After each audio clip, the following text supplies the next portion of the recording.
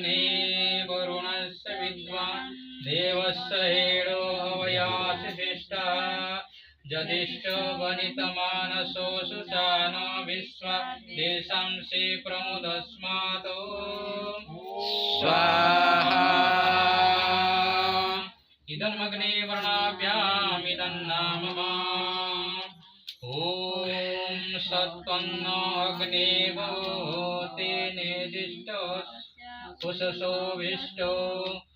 अवयक्नं वरुणं राणो मे मिडिकं सोहं नयेदियो